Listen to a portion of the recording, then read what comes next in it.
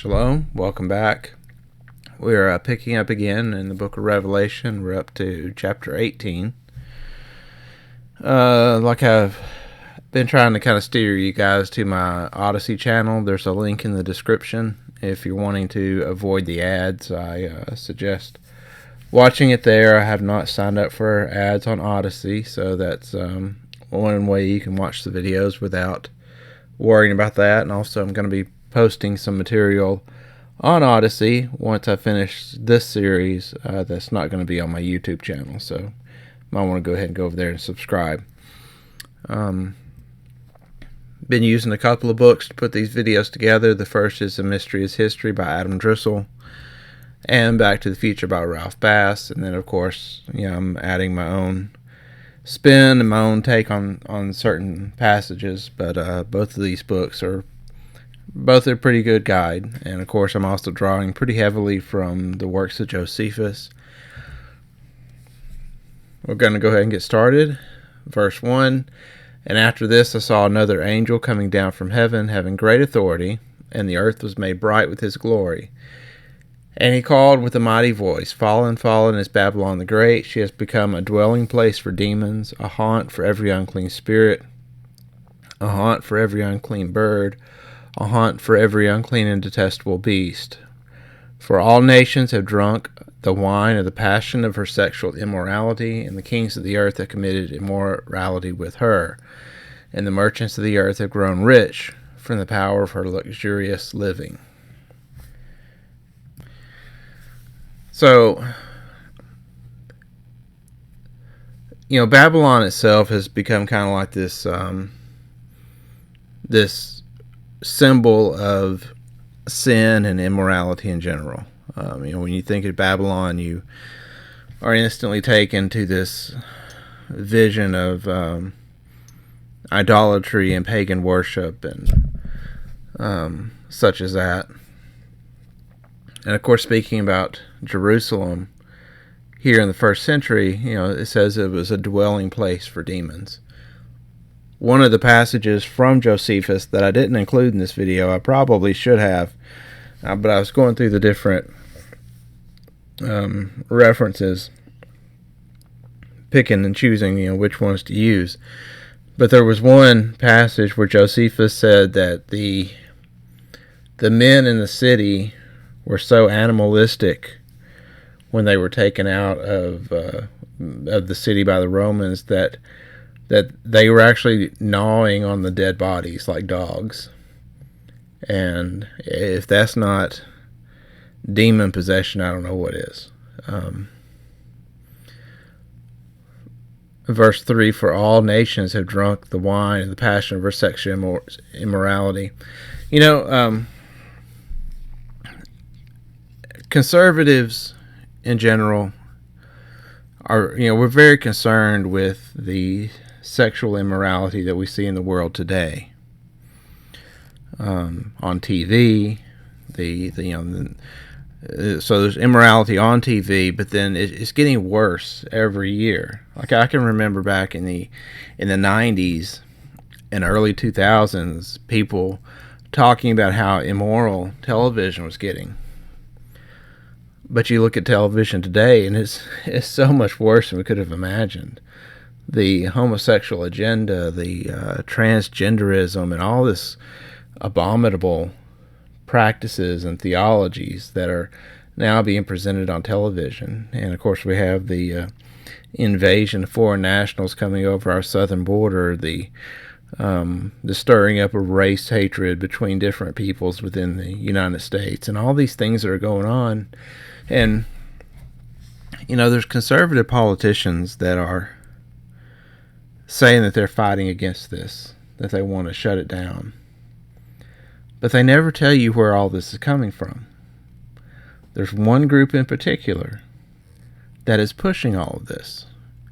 But not a single politician, not any of these people who say that they're fighting against this, homosexual agenda or whatever the case may be, whatever it is they're talking about at the time. But they don't name the people doing it. And it's all coming from the Jews. All of it. It's a Jewish conspiracy. And things haven't changed in 2,000 years when it comes to that group of people. The book of Revelation calls them the synagogue of Satan. So what would you expect the synagogue of Satan to be pushing? All nations have drunk of the wine of the passion of her sexual immorality, and the kings of the earth have committed immorality with her. Has the situation changed any in 2,000 years? I can assure you it hasn't. The only difference is Jerusalem was destroyed, but now they're back in Jerusalem. Then I heard another voice from heaven saying, "Come out of her, my people, lest you take part in her sins, lest you share in her plagues. For her sins are heaped high as heaven, and God has remembered her iniquities. Pay her back as she herself has paid back others, and repay her double for her deeds. Mix a double portion for her in the cup she mixed. As she glorified herself and lived in luxury, so give her a like measure of torment and mourning. Since in her heart she says, I sit as a queen, I am no widow, and mourning I shall never see."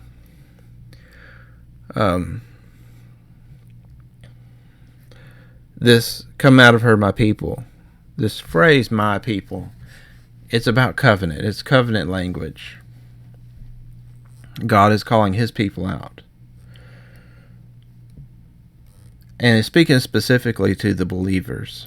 There are people who don't accept Christ that claim to be God's chosen people. That's not true. They're not his chosen people. They're not. I mean, you could almost put a little trademark symbol after that. But God's chosen people don't push homosexuality. They don't push money systems that rely upon usury. They don't push your kids to get surgery to have their private parts cut off. They don't. God's chosen people don't push godless behavior. Lest you share in her plagues, for her sins are heaped as high as heaven. I highlighted these phrases because this is reflective of what is said by Isaiah and Jeremiah when they were prophesying the destruction of the actual Babylon. Of course, Jerusalem became Babylon the Great. For this reason, her plagues will come in a single day, death and mourning and famine, and she will be burned up with fire. For mighty is Yahweh Elohim who has judged her, and the kings of the earth who committed sexual immorality and lived in luxury with her will weep and wail over her when they see the smoke of her burning, and they will stand far off in fear of her torment and say, Alas, alas, you great city, you mighty city Babylon, for in a single hour your judgment has come. And of course, great city is repeatedly used in the book of Revelation, specifically to refer to Jerusalem. And I know there's a debate about who this Babylon is. I assure you, Babylon in the book of Revelation is Jerusalem. It is the great city. One of the passages that I read in the video yesterday said, the great city was the one that John called Sodom and Egypt, where the Lord was crucified. I mean, it's obviously Jerusalem. Isaiah 21:9, Behold, here comes a troop of men, horsemen in pairs, he answered. Fallen, fallen is Babylon, and all the engraved images of her gods are broken to the ground. Flee from the midst of Babylon. Let everyone save his life. Be not cut off in her punishment.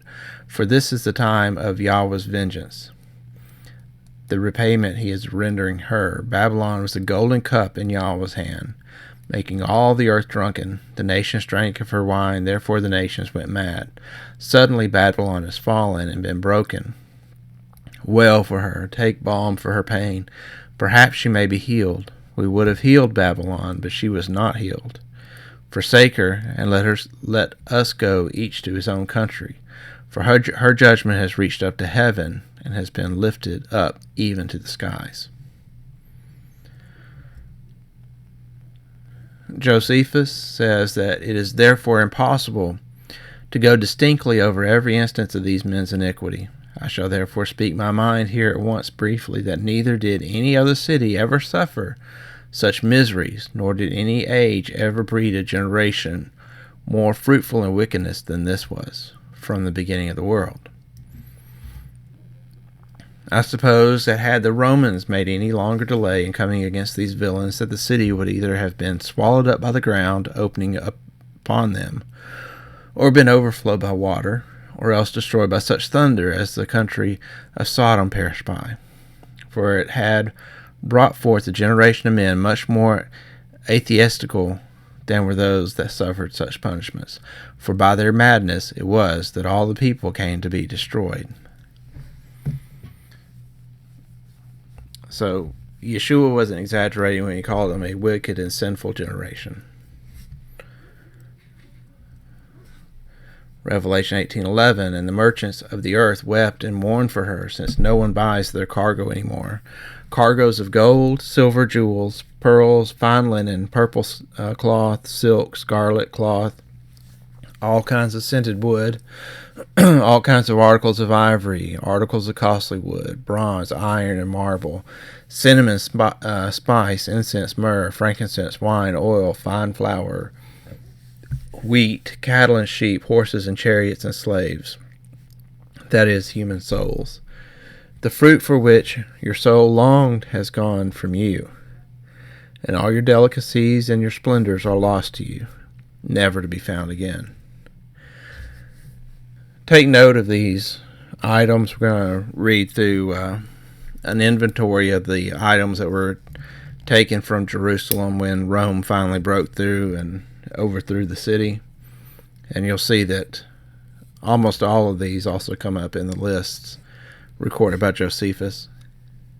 So if you got your Bible open, you might want to stick your finger on verses 11, 12, and 13.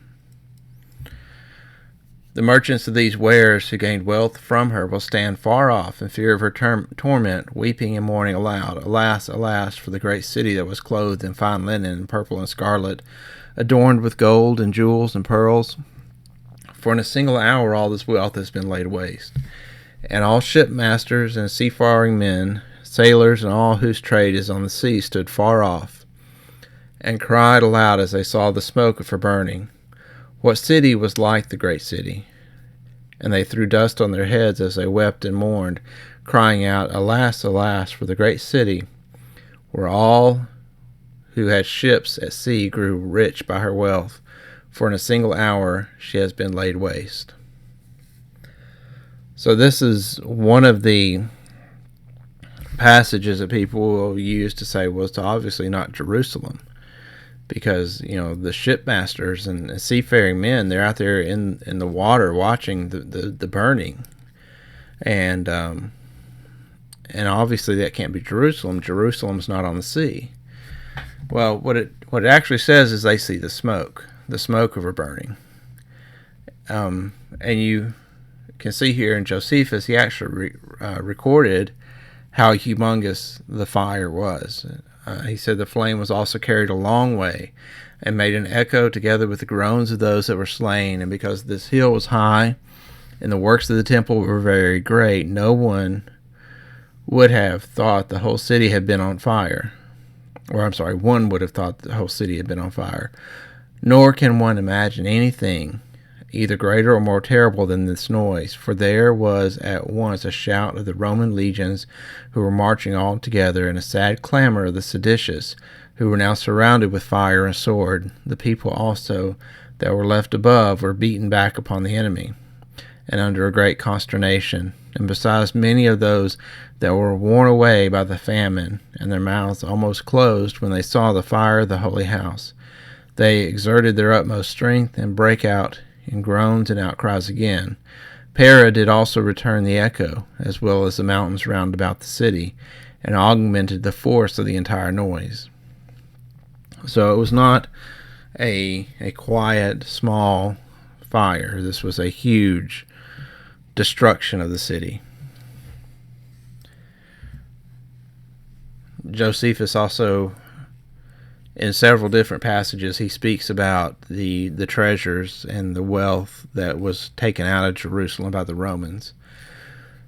So the treasurer of the temple also, whose name was Phinehas, was seized on and shown Titus the coats and girdles of the priests with a great quantity of purple and scarlet, which were there reposited for the uses of the veil, as also a great deal of cinnamon and cassia with large quantity of other sweet spices, which used to be mixed together and offered as incense to God every day.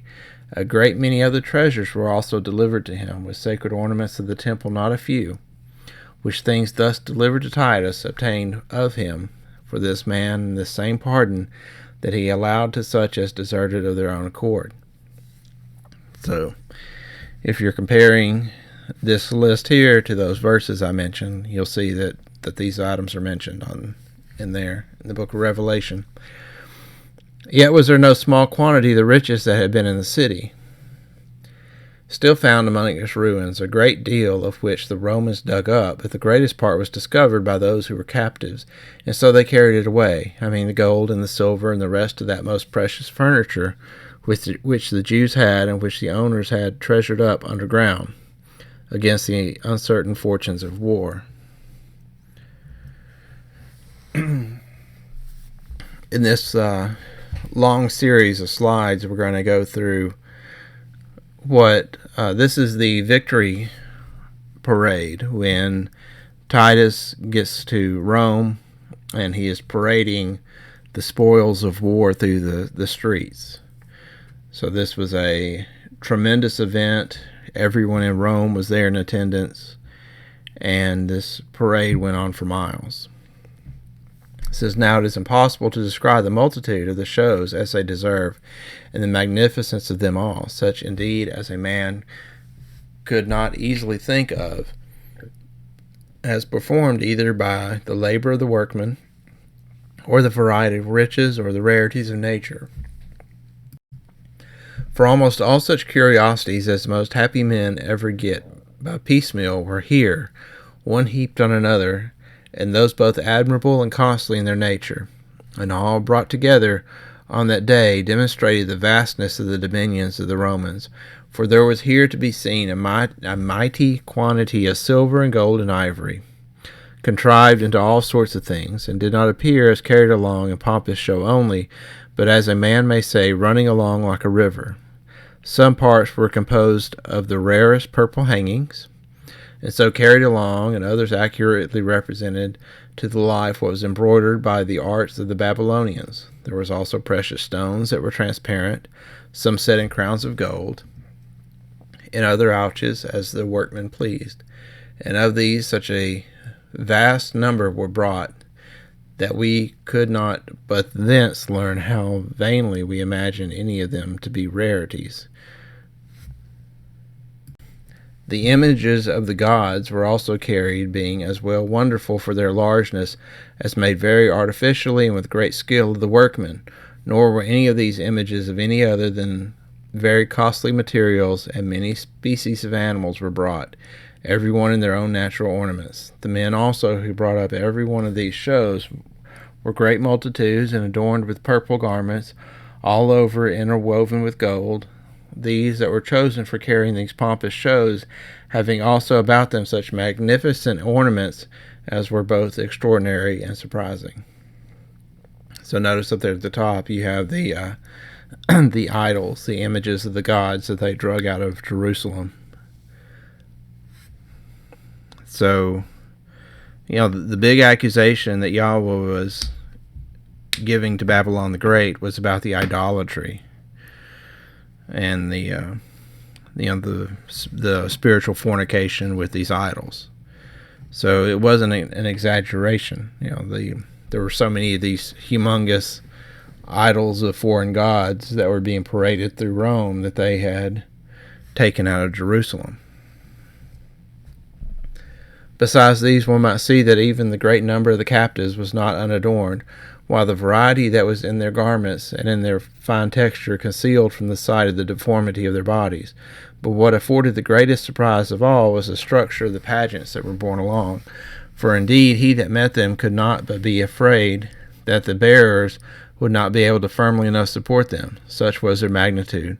For many of them were so made that they were on 3 or even 4 stories, one above another.